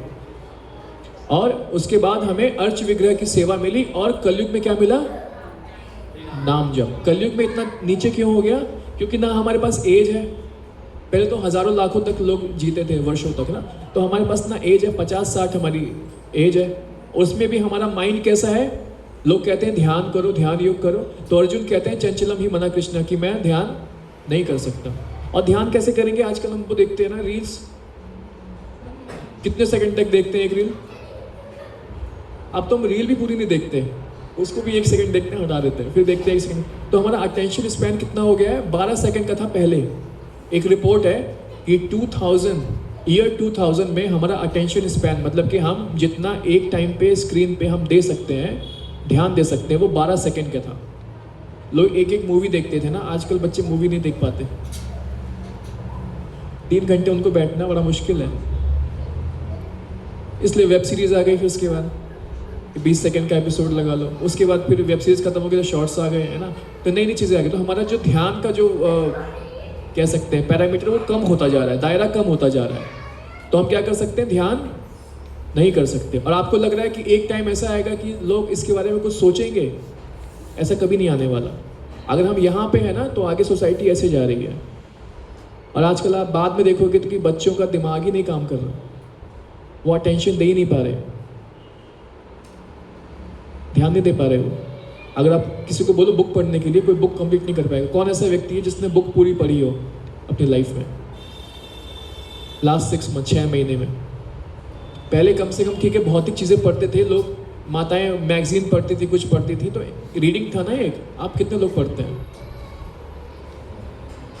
तो हमारा अटेंशन स्पैन कम हो गया, तो हम ध्यान नहीं कर सकते। और हमारा मन यहाँ, और जब अर्जुन खुद मना कर रहे हैं कि मैं नहीं कर सकता, तो हम फिर किस खेत की मूली हैं? अर्जुन क्या है? भगवान के भक्त भी हैं और भगवान के फ्रेंड हैं, सखा हैं। वो कह रहे हैं कि मैं ध्यान नहीं कर सकता, मैं अपने बाणों से क्या कर सकता हूँ? हवा को रोक सकता हूँ। उस टाइम ऐसे बाण होते थे, लेकिन मैं मन को ध्यान में नहीं लगा सकता। तो कैसे ध्यान लगेगा? भगवान का नाम करने से ध्यान लगेगा।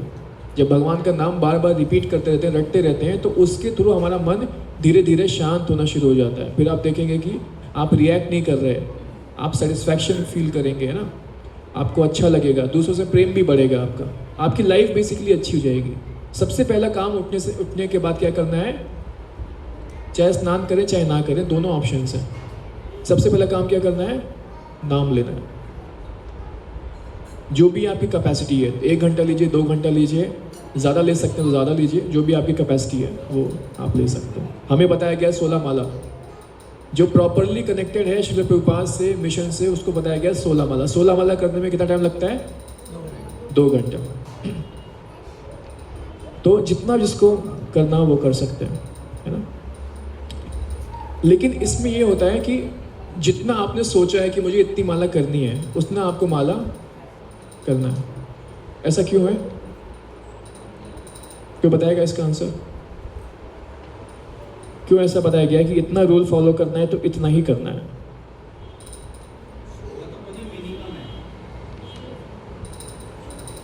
सोलह मिनिमम है जी।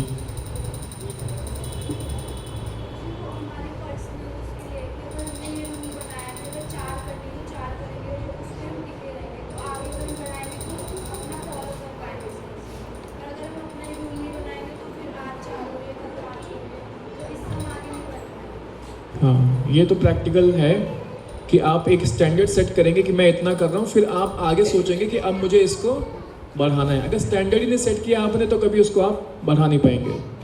लेकिन एक आध्यात्मिक रीज़न भी है, जो सबने सेटिस्फैक्शन की बात करी कि भगवान का नाम लेते हैं तो हमें आनंद आता है।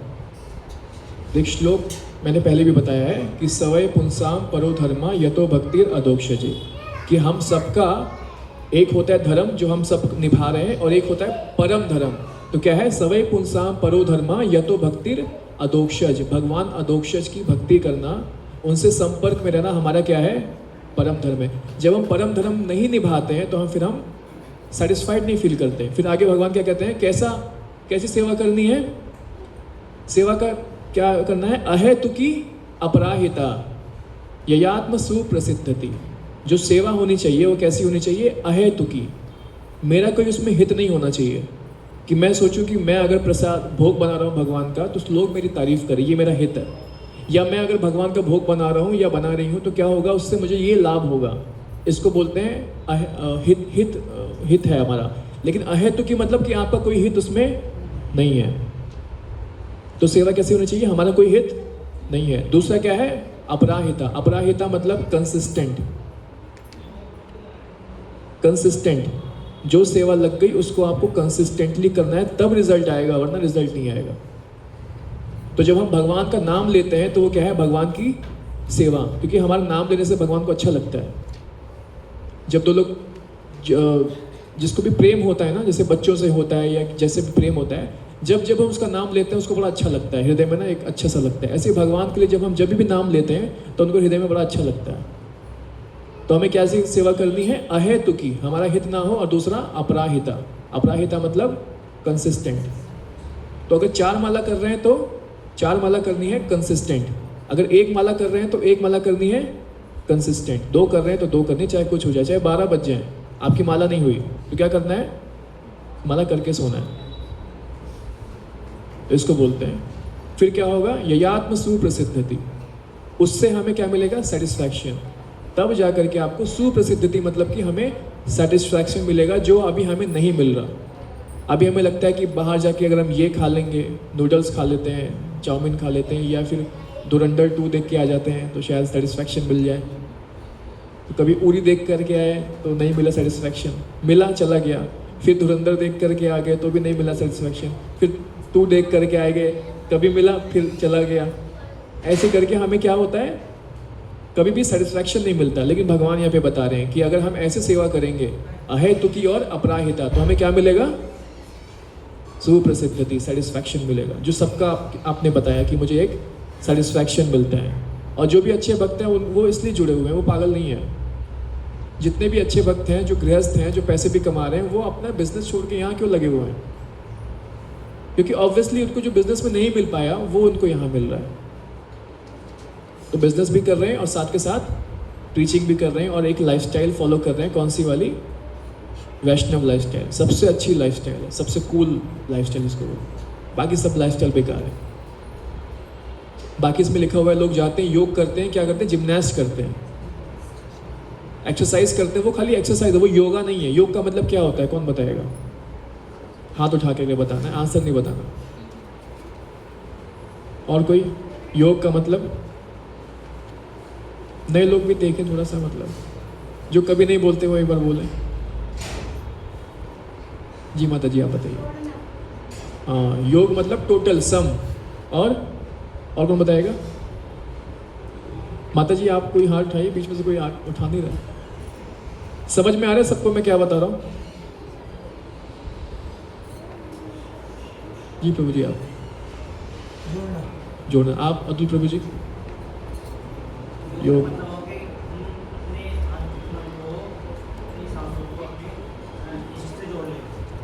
हाँ, करेक्ट, ये आंसर है। योग का मतलब होता है कि ऐसा हम प्रोसेस फॉलो करते हैं जिसमें, क्योंकि सबको पता है कि एक है परमात्मा, एक है जीवात्मा। तो जीवात्मा भगवान का अंश है। क्योंकि भगवान का अंश भूल गया है कि मैं भगवान का अंश हूँ, तो क्या करता है? अलग अलग जगह कहीं प्रेम ढूंढता है, कहीं कुछ ढूंढता है, जबकि भूल गया कि प्रेम करने वाले तो अंदर बैठे हुए हैं। जब इनसे प्रेम करेंगे तो आपको जो भी चीज़ चाहिए, सेटिस्फैक्शन चाहिए, वो मिलेगा। तो हमारा उनसे क्या है? संबंध है। तो उस संबंध को जोड़ने का दोबारा से प्रयास करने को बोलते हैं योग। मतलब परमात्मा और जीव का बीच में संबंध जोड़ना, इसको बोलते हैं योग। तो वैसे तो अष्टांग योग और बाकी सब बहुत सारे योग है, लेकिन वो करना इम्पॉसिबल है कलयुग में। तो जितने भी लोग ध्यान योग कर रहे हैं, अष्टांग योग कर रहे हैं, इतने सारे फीस देते हैं, वो क्या करते हैं? खाली एक्सरसाइज है। उससे आपकी एज बढ़ सकती है, उससे आपकी बीमारियां थोड़ी बहुत ठीक हो सकती हैं या कंट्रोल हो सकती हैं, लेकिन वो कभी भी आपको योग का लेवल नहीं दे पाएगी। वो कभी भी आपको परफेक्शन नहीं दे पाएगी। परफेक्शन मतलब सिद्धि, परम सिद्धि मतलब भगवान की अच्छे से हम जो पर्पस है उसको कर पाए, वो कभी नहीं दे पाएगा। आपको हेल्थ बेनिफिट तो देगा आउटर लेवल पे, लेकिन इंटरनल लेवल पे नहीं देगा। ऐसे बहुत सारे लोग हैं जो योग करते हैं या जिम जाते हैं, बहुत अच्छा करते हैं, लेकिन डिप्रेशन में आ जाते हैं और फिर क्या करते हैं? सुसाइड कर लेते हैं। ऐसा क्यों? क्योंकि वो जो एक्सरसाइज कर रहे हैं वो बाहर के लेवल पे तो अच्छा है, आपकी जो बॉडी है उसके लेवल पे अच्छा है, लेकिन इंटरनल आपके मन के लेवल पे कोई काम नहीं कर रहा। तो मन के लेवल पे काम करना है तो उसके लिए हमें ये अपनाना पड़ेगा। फिजिकल के लिए आप कुछ भी करिए, लेकिन आप उसको योग नहीं बोल सकते, आप उसको क्या बोलेंगे? एक्सरसाइज, क्योंकि वो उसका रिजल्ट खाली लिमिटेड है, खाली बॉडी के लेवल पे।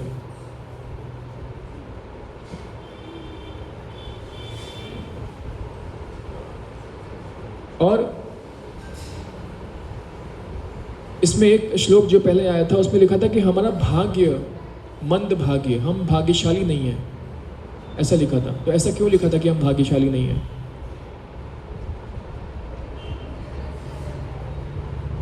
लिखा था ना मंद भाग्य।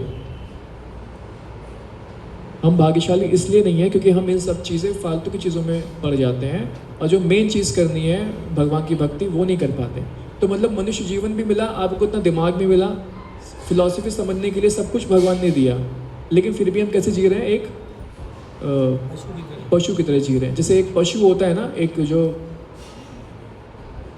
सुअर होता है, कहाँ रहता है वो? किचन में रहता है, बच्चे पैदा करता है, कोई रेस्ट्रिक्शन नहीं रहता उसकी लाइफ में। और क्या खाता है? सबसे खराब चीज़ें खाता है, वेस्ट मटेरियल खाता है, ह्यूमन वेस्ट खाता है वो। लेकिन उसको क्या लगता होगा जब वो जो लाइफ जीता है, उसको लगता है कि मैं पूल में हूँ, ठंडा ठंडा लग रहा है, उस तो आनंद, वो तो आनंद में रह रहा है ना। लेकिन हाँ, वैसे ही उसको वो खा के मिल रहा है, वो ह्यूमन वेस्ट खा रहा है और क्या कर रहा है? नाले में पड़ा हुआ है और क्या कैसा लगता है उसको? बच्चे पैदा कर रहा है, कोई रेस्ट्रिक्शन नहीं है, और उसको लगता है कि मैं राजा हूँ। लेकिन जो उसके ऊपर की चेतना का है व्यक्ति, जो मनुष्य है, वो कैसे देखता है उसको? ऐसे ह्यूमन के ऊपर भी एक जो लेवल का व्यक्ति है, जो परम वैष्णव है, जो शुद्ध वैष्णव है, जब वो हमारी चीज़ें देखता है ना कि ये कहाँ अटका हुआ है, तो वो हमें ऐसे ही देखता है, सुअर की तरह वो हमें ऐसे देख रहा होता है। बट हम उसको बता रहे होते हैं कि प्रभु जी मैंने ये कार ले ली है, अब ये ले लिया, अब वो इस लेवल पे है और हम इस लेवल पे हैं, तो हमें ऐसे देख रहा है कि ये कैसे सुअर की ज़िंदगी जी रहा है, क्योंकि वो बोल नहीं सकता, बोलेगा तो फिर भाग जाएगा मंदिर छोड़ के।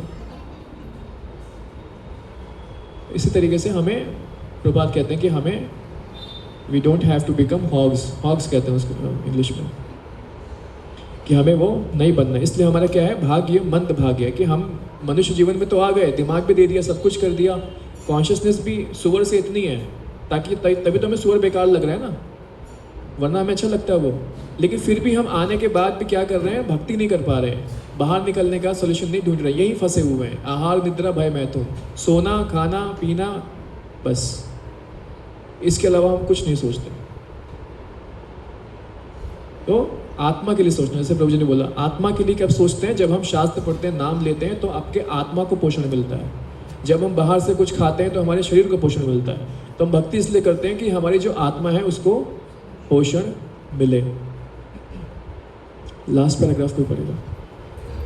भगवत गीता में बताया गया। माता जी से कोई पढ़ ले, मधु माता जी आप पढ़ लीजिए। भगवत गीता में भी बताया गया है कि महात्मा तथा महान आत्माएं सदा भगवान के महात्म्य का वर्णन करती हैं। अगर किसी को भगवत गीता में भी बताया गया है कि महात्मा तथा महान आत्माएं सदा भगवान के महात्म्य का वर्णन करती हैं। अगर किसी को वैदिक साहित्य भगवत गीता के अनुसार महान व्यक्ति की तरह बनना हो तो उसे कृष्ण भावनामृत व हरे कृष्ण महामंत्र के जप की क्रिया स्वीकार करनी होगी। लेकिन अगर हम एक जगह कमल की मुद्रा में सीधी तरह बैठकर ध्यान का दिखावा कर आध्यात्मिक चेतना में जाने की चेष्टा से संतुष्ट हैं तो वह दूसरी बात है। लेकिन हमें यह समझ लेना चाहिए कि ध्यान के दिखावे का वास्तविक रूप में ध्यान से कोई संबंध नहीं है। यह भौतिक बीमारी कृत्रिम दवाइयों से ठीक नहीं हो सकती। हमें इसका वास्तविक इलाज सीधे कृष्ण से ही लेना होगा। तो हम दिखावा नहीं कर सकते, है ना?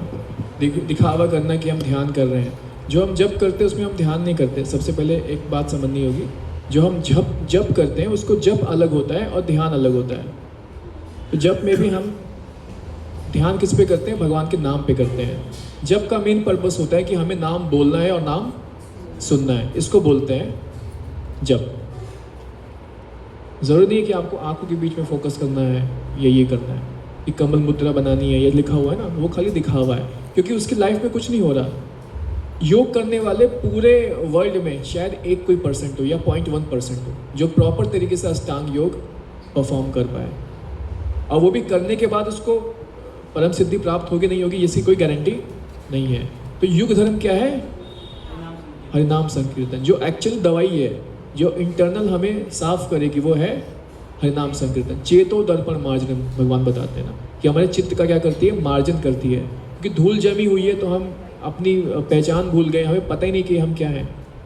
सब अपनी एक पहचान बनाना चाहते हैं ना, सब चाहते हैं कि मुझे कोई जाने, मैं अपनी एक पहचान बनाना चाहता हूँ। हमारी ऑलरेडी एक पहचान है, हम भगवान के क्या हैं?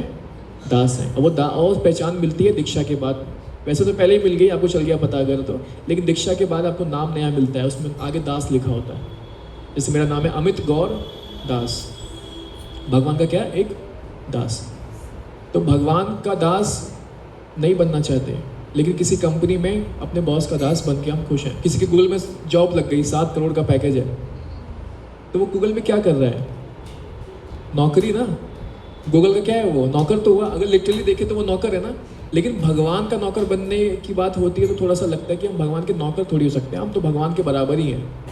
ये फिलॉसफी गलत है। हम क्या है? भगवान के दास हैं, भगवान से हमेशा नीचे रहेंगे, और भगवान की कंपनी में काम करने में आपको प्रॉफिट भी बहुत होगा। और ये जो नौकर वाला शब्द है ना, ये भौतिक जगत में नौकर शब्द को नीचे देखते हैं, लेकिन आध्यात्मिक जगत में जो नौकर है वही सबसे ऊपर है, वही भगवान को कंट्रोल कर लेता है। तो हमें ऐसा समझना चाहिए। तो अगर हमने योग कर भी लिया, ध्यान लगा लिया और ये सब अलग अलग प्रकार के योग कर भी लिए, हमारी लाइफ इंक्रीज भी हो गई है ना। जैसे मैंने बताया कि हमें भौतिक फायदा तो होता ही है ना, तो उस जो आपकी जो लाइफ इंक्रीज होगी उससे आप करेंगे क्या? क्या करेंगे बताइए? आपकी बीमारी ठीक हो गई, कोई ड्रिंक करता था उसका लीवर ठीक हो गया, अब लीवर ठीक करने के बाद क्या करेगा वो?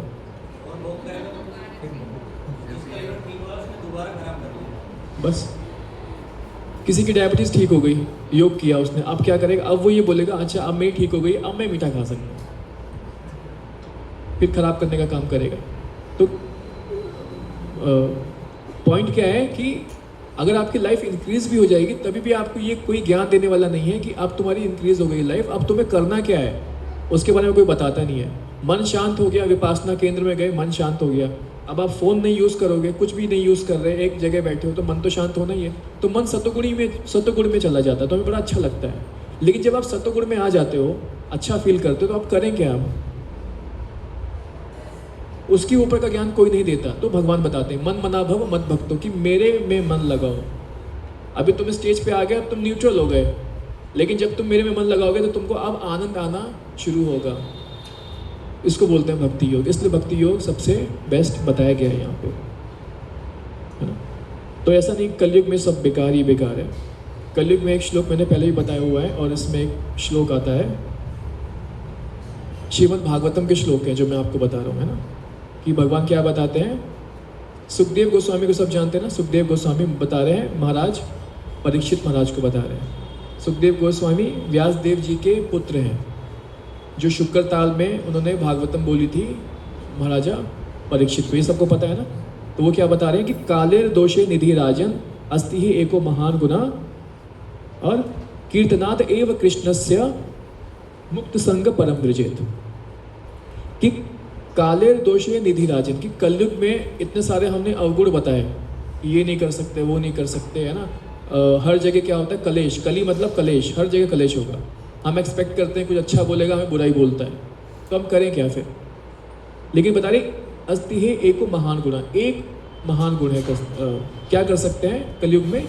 कीर्तनाद एव कृष्णस्य, हम भगवान श्री कृष्ण का, भगवान का क्या कर सकते हैं? नाम ले सकते हैं। मुक्त संग परम व्रजेत, मतलब मुक्त संग मतलब ये जो हम भौतिक चीज़ों में बंधे हुए हैं उससे हमें ये तोड़ देता है। तोड़ने का मतलब ये नहीं है कि भौतिक चीज़ें भाग जाएंगी, लग्जरी खत्म हो जाएगी, ऐसा नहीं है। तोड़ने का मतलब है कि आपकी जो अटैचमेंट है वो थोड़ा सा खत्म हो जाएगा, और जो रियल आनंद है, हमारा जो प्रॉब्लम का कारण क्या है कि हम अटैच हैं।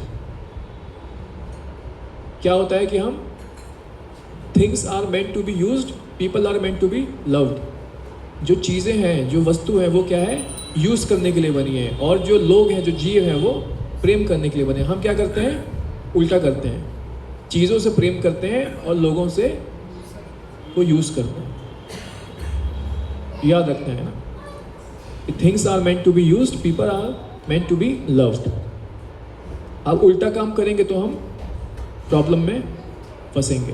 तो जितना हम भौतिक चीज़ों से अटैच रहेंगे, भौतिक चीज़ें होना भी हमारी नहीं है, गाड़ी हो, बंगला हो, सब कुछ हो, लेकिन जितना हम उससे अटैच रहेंगे तो क्या रहेंगे, हमेशा दुख में रहेंगे। क्योंकि उसको जाने का एक डर बना रहता है कि आज तो मेरे पास पैसे हैं, लेकिन कल को चले गए तो क्या हो जाएगा, सेविंग अकाउंट में इतना पड़ा हुआ है, कहीं स्कैम ना हो जाए, है ना। हमेशा एक चिंता बनी रहती है, इसको बोलते हैं उपद्रवतः, एंजाइटी रहती है हमेशा, जाने का डर रहता है। पैसा पहले तो आ नहीं रहा था, सबको ये होगा, अनुभव होगा कि जब पहले लाइफ में पैसा नहीं था तो प्रॉब्लम थी, अब पैसा आ गया तो उसे कहाँ लगाएं, गलत जगह लगा दिया तो लॉस हो गया, है ना। और क्या करें कि वो ग्रो करे, कम ना हो जाए, है ना। तो चिंता बनी रहती है एक चीज़ की। तो जितना हम उस चीज़ से अटैच रहेंगे तो क्या रहेगा, हम परेशान रहेंगे। तो कीर्तनाद एव कृष्णस्य मुक्त संग, इस चीज़ से क्या करता है, हमें मुक्त करता, मुक्त संग परम विजयत। और क्या करता है, परम, जो हमारा परमानेंट घर है, हमारा जो परमानेंट स्टेट है, कौन सा स्टेट है, हमारा परमानेंट स्टेट क्या है, रियल स्टेट क्या है, सत्य चित्त और शिष्य गौर ताय भगवान की।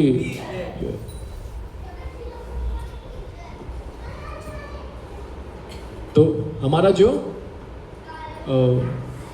स्वभाव है वो क्या है, सच्चित आनंद, हमेशा आनंद में रहने का स्वभाव है जीवात्मा का।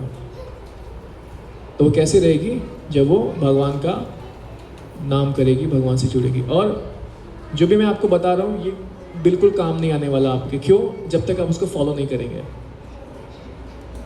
आपने सुन लिया, दवाई आपको मैंने दे दी, लेकिन वो पैकेट में पड़ी हुई है, लेकिन आपको बुखार हो रहा है, तो कभी वो काम करेगी, तो उसे खाना पड़ेगा, जब खाएंगे तब वो काम करेगी।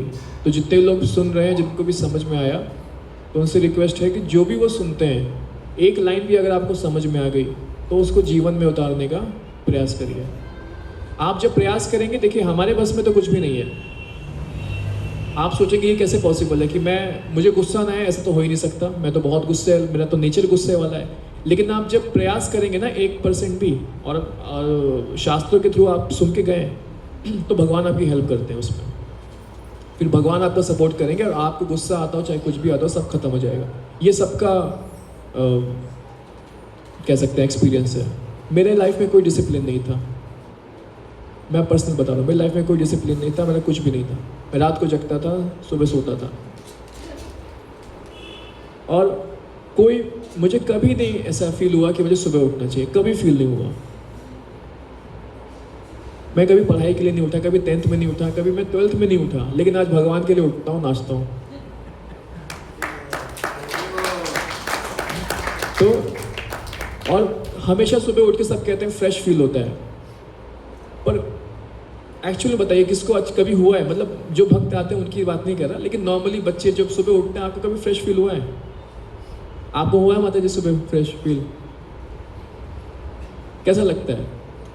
अगर उठ गए 5 बजे तो फिर पूरे दिन नींद आती है, प्रॉब्लम रहती है। तो ऐसा मेरे साथ भी था कि मैंने कहा कि किसने बोला है कि सुबह उठते हैं तो अच्छा लगता है? मुझे कोई अच्छा लगा नहीं, फिर भगवान ने बताया कि नहीं, मैं बताता हूँ कैसे करते हैं। अब जब मैं सुबह उठता हूँ तो अच्छा लगता है। तो ये डिसिप्लिन वाली बात आ गई जो प्रभु जी ने बताया, एक डिसिप्लिन आ गया सुबह उठने का ना।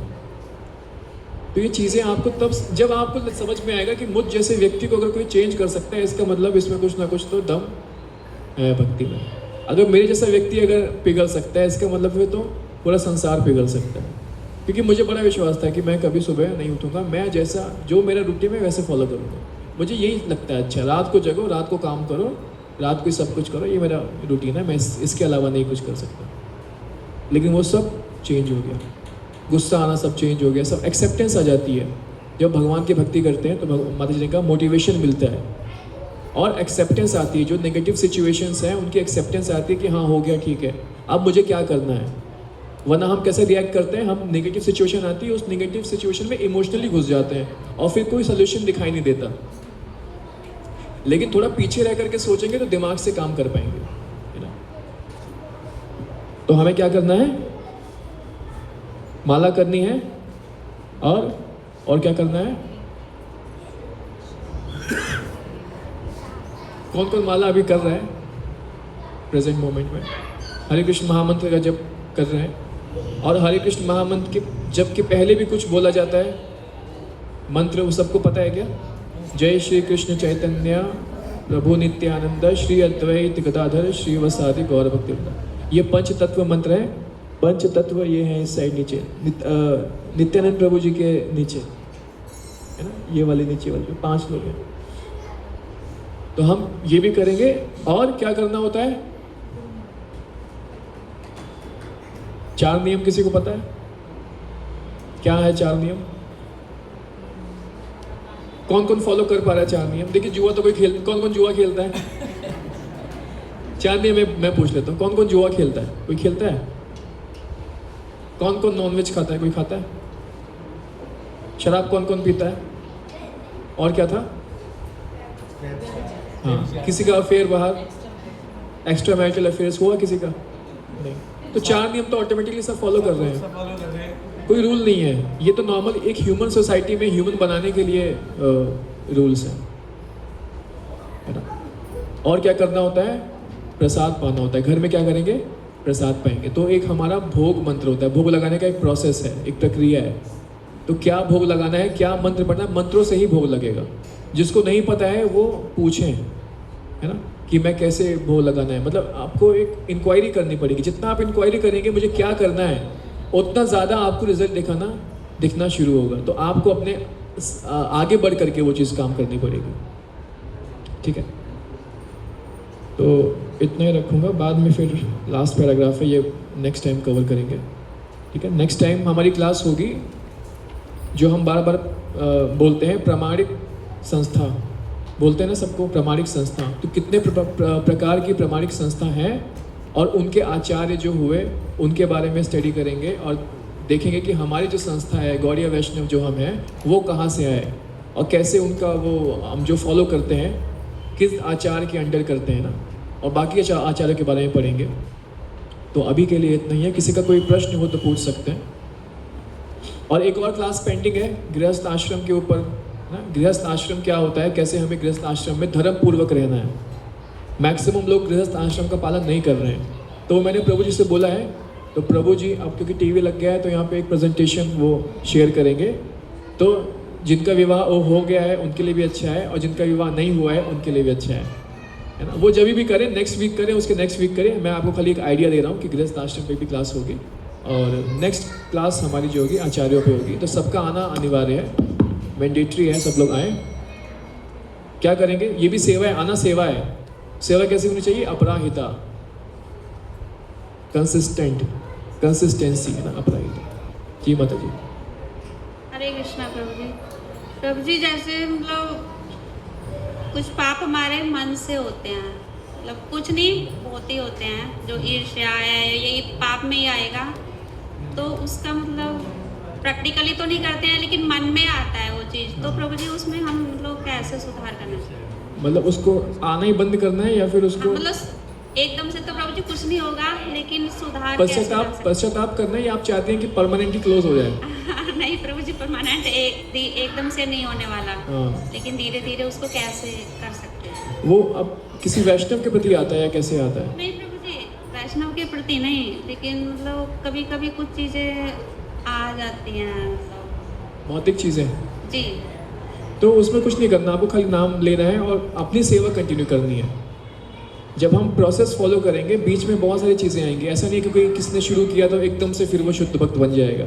बीच में आपको डिस्ट्रैक्शन भी आएगा, हो सकता है बीच में कुछ मन करे आपका कुछ करने का, कुछ डिस्ट्रैक्शंस भी आएंगे, लेकिन आपको प्रोसेस फॉलो करना है। चाहे सुख हो चाहे दुख हो, मैं ये जो विधि है इसको नहीं छोड़ूंगी। इसको बोलते हैं वैदिक भक्ति या साधना भक्ति। साधना भक्ति का मतलब कि मन को रखना है साइड में, मन को जो आ रहा है उसको, मन कह रहा है सोना है मुझे, लेकिन आपको क्या करना है, आपको माला करनी है, आपको अपना काम करना है, मन को साइड में रखना है और अपना काम करना है। इसको बोलते हैं साधना भक्ति। जब साधना भक्ति करते हैं तब धीरे धीरे भगवान के लिए भाव उत्पन्न होता है, तब हम भगवान के लिए भाव में आते हैं। फिर भाव के बाद प्रेम आता है, तो साधना आपको करनी है। मन में तो मन का काम ही है चंचल, मन का जो कार्य है वो चंचल है, वो हमेशा चंचल रहेगा, कुछ ना कुछ सोचता रहेगा। तो आपको खाली अपना प्रोसेस फॉलो करना है। क्या? श्रवण कीर्तन, चाहे माला करें, जो श्रवण कीर्तन करें, और फिर जितना ही आप श्रवण करेंगे, पढ़ेंगे, उतना आपका मन अच्छा हो जाएगा। तो वो फिर आपको कभी भी परेशान नहीं करेगा, आपको सपोर्ट करेगा। और कोई प्रश्न है प्रभु किसी जी, का? जो कुछ मेन श्लोक है ना, मतलब जो लगता है कि ये हमें लर्न होने चाहिए, तो प्रभु जी वो ग्रुप में डाल दीजिएगा श्लोक, हाँ ठीक है। और किसी को कुछ श्रवण करना हो, किसी को ये हो कि मैं क्या सुनूं, क्योंकि भगवत गीता क्लास चलती है, हमेशा शाम को चलती है, एक एक चैप्टर सब लोग कर रहे हैं, सब लोग आ नहीं पाते। तो अगर वो चाहते हैं मैं ऑनलाइन कुछ सुन लूँ, एक मुझे समझ में आ जाए, तो वो मांग सकते हैं कि मुझे सुनना है, मेरे पास टाइम है, मैं श्रवण करना चाहता हूँ। क्योंकि जितना फास्ट आप श्रवण से ग्रो करेंगे ना, उतना फास्ट आप कहीं से भी ग्रो नहीं कर सकते। श्रवण से आपको ना एक फेथ मिलता है, एक मोटिवेशन मिलता है। जी जी नहीं, अगर मन, हाँ खाएंगे, क्योंकि मंत्र के ऊपर ना एक बार प्रभु जी आए थे, उन्होंने बताया था कि मंत्र के ऊपर गरुड़ जी रहते हैं ना, गरुड़ जी रहते हैं। तो जब आप घंटी बजाते हैं तो गरुड़ जी ऑलरेडी मंत्र बोल रहे होते हैं। तो आप खाली अगर घंटी बजा दें और भगवान को प्रेम से लें तो भगवान भोग पा लेंगे। लेकिन जब हमारे आचार्यों ने एक चीज़ बताई है और हमें पता है, तो उनकी रिस्पेक्ट के लिए और एक प्रोसेस को फॉलो करने के लिए हम उनकी बात मानते हैं, जस्ट फॉर द रिस्पेक्ट, और एक प्रोसेस फॉलो करते हैं। जिस भी संप्रदाय में है उसका हम एक प्रोसेस फॉलो करते हैं, और मंत्र के साथ साथ भाव होना ज़रूरी है। आपका पॉइंट अच्छा है, भाव भी होना चाहिए। और कोई प्रश्न? तो आज की क्लास लंबी तो नहीं हुई, बोर तो नहीं हो गए? अच्छी लगी क्लास आपको? कुछ समझ में आया? क्या करना है अब? हाँ, फॉलो करना है, फॉलो करना है। हाँ ठीक है, तो यहीं तक रखेंगे। जगत गुरु श्री प्रभुपाद की जो।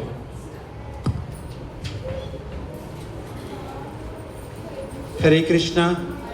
मैं बस एक लाइन बताऊंगा। आज प्रभु जी ने, एक प्रभु जी थे जो उन्होंने मुझे बहुत अच्छा लगा, और उसे आप भी सुनेंगे तो आपको अच्छा लगेगा। जो इसी में ऐड करूंगा जो प्रभु जी ने बताया। तो आज एक बार की बात है, प्रभुपाद जी रो रहे थे